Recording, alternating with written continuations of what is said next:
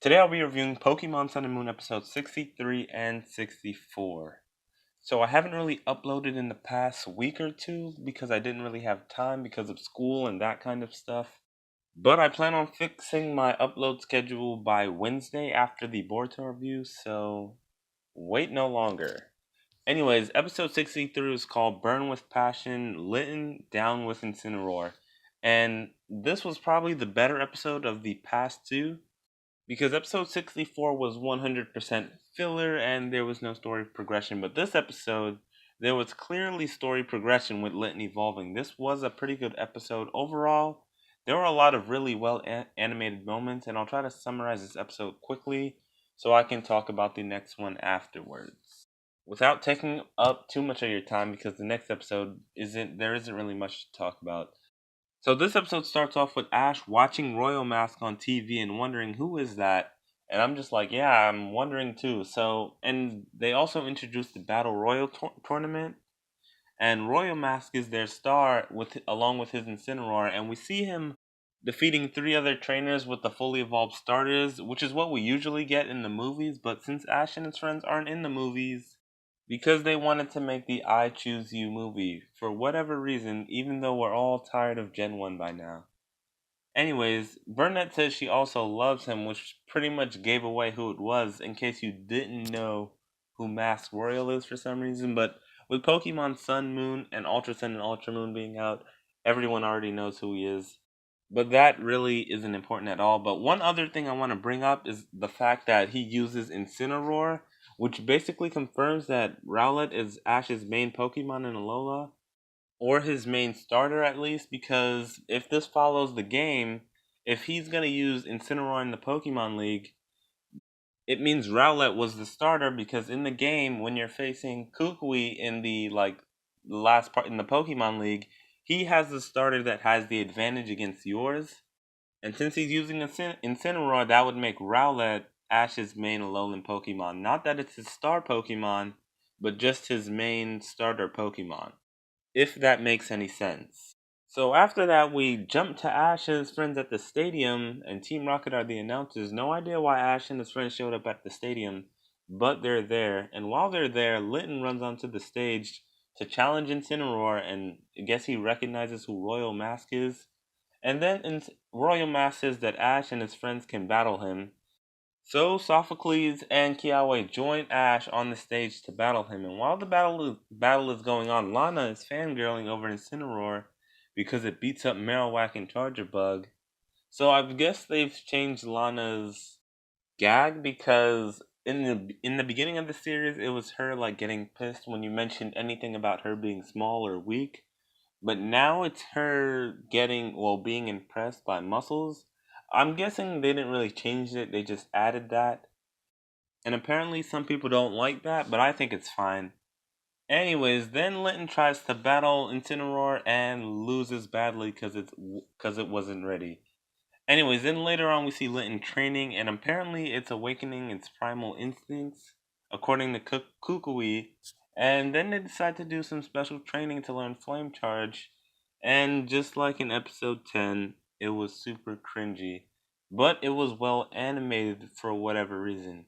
Anyways, the next day, Royal Mask just happens to show up in Ash's backyard for whatever reason. So Ash challenges him and they battle, and Litten's hot air charge, according to Mallow, isn't really working against Incineroar's throat chop, and they're just really Mallow really roasted his flame charge and called it a hot air charge. I've never heard anybody roast the move.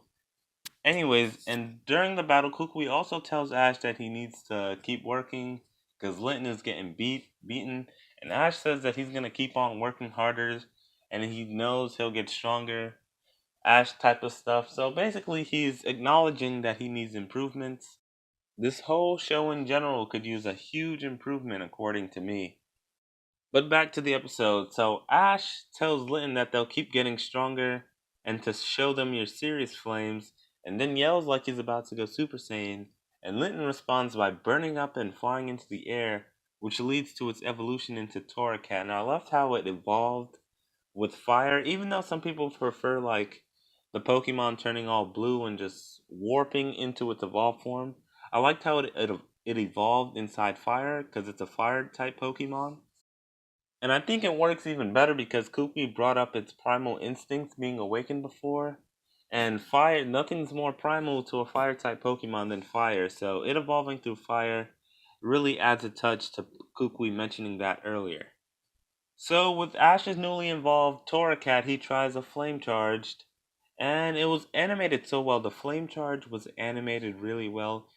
Usually you can't see the Pokemon, but this time it's like Torracat is red and it was clearly visible in the flame charge because they made it a mixture of orange and red, which made it look really nice. So the animation team did a really good job with that. Torracat was also able to dodge Incineroar's throat chop once using dodge, which surely should have made it invincible since dodge is the most OP move in all of Pokemon. But not when Incineroar tries to counter with Dual Chop because Ash loses again, which makes sense because if he won, it doesn't really make sense. Well, the case with Snivy was different when it defeated Servine, but Incineroar belongs to Professor Kukui, who isn't a newbie. Not that Ash is, it's just that it wouldn't make sense for a Professor's fully evolved Pokemon to lose to a Pokemon that just evolved. And the episode ends with Professor Kukui or Royal Mass declaring a rivalry between Litten or Torracat and Incineroar. So that was a pretty good episode overall. I wish they had more actual training and not ass shaking the whole time, cause that gets really old. I'm also hoping Rowlet evolves next, or that Ash catches a new Pokemon, cause his team right now is really small and he hasn't really caught much.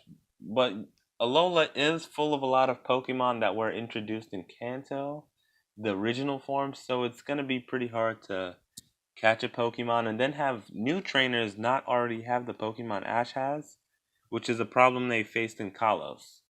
Because they only introduced 73 new Pokemon, there were a limited amount of Pokemon to choose from when Ash had to battle someone, because whenever Ash had to battle someone, they would always have a Mega Evolution, which would be Pokemon that were already introduced. And because of the limited number of Pokemon, we didn't really get much of a Pokemon League that time. And I think the same thing is going on now because Ash doesn't have a lot of Pokemon. So it's probably because they want to give Ash a unique team without like weakening all the rest of the trainers that they may introduce later because it's hard to tell where this show is going. Anyways, back to my main point. This team is seeming really similar to somewhat reminiscent of his Sinnoh team with the grass and fire starter, but Infernape ended up being the star and the ace Pokemon in that region. So Ash always has a star Pokemon and an ace Pokemon, I like to say. So Charizard was his star in Kanto, and then Sceptile in Hoenn, Greninja in Kalos, etc. I think Rowlet is his main Pokemon. Not saying that Pikachu isn't his main and his star, but I think Rowlet might be his main Pokemon, like the one he just keeps out, more like the sidekick type of Pokemon in a way. It's kind of like the new Pikachu of the region that he meets, like the Pokemon that just always hangs out with him and it's used for comedy reasons and stuff like that, like Oshawott or maybe Totodile. I thought Rowlet was gonna be his main Pokemon, his main star Pokemon at first, but it looks like Torracat has seemingly took that place when it evolved. I think Rowlet may just become like Snivy and not evolve just to keep its personality, I guess.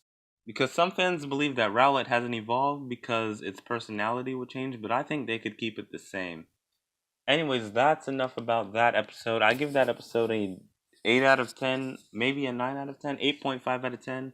That was easily a good episode, definitely worth watching, and has once again slightly elevated Sun and Moon because it's going back down that dark path of filler, filler, filler, a good episode, filler, filler, filler, till who knows when. And now episode 64. It went back to filler. So episode 64 is called Ash and Passamine, a Touchdown of Friendship. This episode wasn't important at all. It was 100% filler and it didn't move the story even in the slightest. Unless maybe I thought maybe Ash was gonna actually catch one of the Passamine or Passamine, whatever you want to call it. And that's the only reason I decided to double up this review and wait, because I thought Ash would get one Pokemon evolve in one episode and then he'd catch one in another. But nope, that didn't happen. Instead, Ash just plays coconut football with some monkeys. Let me try to give a quick and general summary of this episode. So Ash was doing some shopping, and then he gets hit in the head by a coconut, by a Passimian, and then the Passimian take Ash's Rowlet because they think it's a coconut. Ash gets Rowlet back. Then we find out that the rival Passimian from Akala Island wanted to feed Tiny, one of the Passimians from Melee Melee, to become their leader. And Tiny, the Passimian from Melee Melee Island, loses, gets taken to the Pokemon Center. The next day, Ash and his friends go to the Pokemon School, and we see Ash, and he tells his friends, well, he kind of dresses like a monkey or acts like a monkey in class, and his friends are giving him a look like, what are you doing? But then Mallow and Lana are actually impressed at the same time. Then Ash steals Rowlet's food, gets mad, and then Lily helps Ash turn into a Passimian. Then Ash goes to play with the other Passimian, and they look at him weird, kind of like how his friends were looking at him. And then they play catch, and then the Red Buns show up, the rival Passimian, and then Tiny plays coconut football with them, and then Ash joins Tiny this time. But even with Ultra Instinct, Ash can't win. And then they come up with a plan. Well, Ash comes up with a plan, but it doesn't really work for long. But then Tiny gets the help of the other Passimian from Melee Melee Island to win their coconut football game. And in the end, Ash becomes their boss. So this episode had zero story progression, meaning it was 100% filler. Even though it's hard to determine filler in Sun and Moon because most of the episodes are bad and barely make the cut. But you can say it's hard to tell what's filler in a Pokemon episode in general because they end up in places that aren't even canon to the game. But even if this episode was canon, it's 100% skippable. It's absolute trash. Don't even waste your time with this episode. But in the preview for the next episode, Ilima, who probably should have appeared over 50 episodes ago, is finally going to appear. So the grand trial was episode 10, and he's a captain, but he's in episode 65. Okay, Pokemon Sun and Moon. Okay. Either way, I really can't wait for the next episode. Sorry if my upload schedule is kind of weird. I haven't really uploaded in the past week, and this is probably going to be late. But it should be back on track by next week. That aside, let me know what you thought of these past two episodes. Honestly, the first one was better than the last one, but I'm sure the next one will be good. So be sure to let me know what you thought. Like, subscribe, and share, and help me reach 100 subs. Thanks for watching, and bye.